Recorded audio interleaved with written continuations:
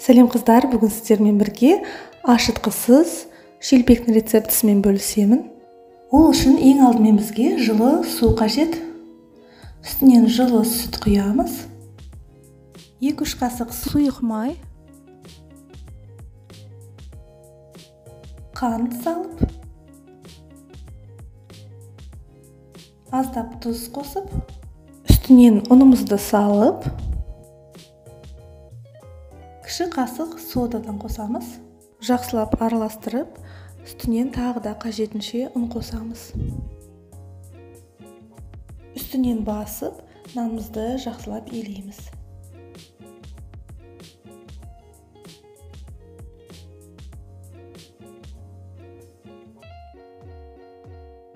Енді үстін жауып, 5-10 минутқа нанымызды тындырып қоямыз.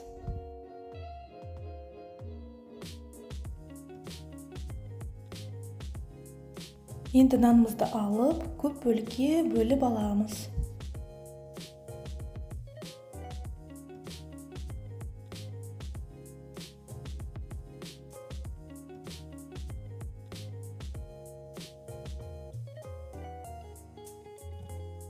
Қажетінше ұн қосып, біртіндеп алып, жұқалап жаямыз.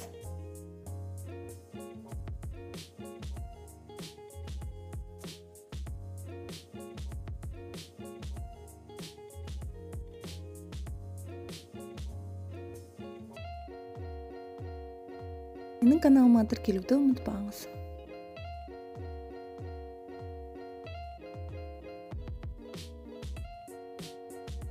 Табамызға май құйып, жақсылап қыздырып, біртіндеп қуырып аламыз. Егер ортаңғы жағы піспей қалатын болса, осылай жиі шет жақтарын көтеріп тұру қажет.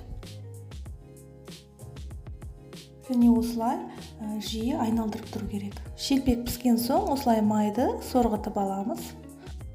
Осымен шелпегіміз дайын. Ас болсын. Каналыма тіркеліп, лайк қоюды ұмытпаңыздар. Өте тез әрі ашытқысыз дайындалатын рецепт.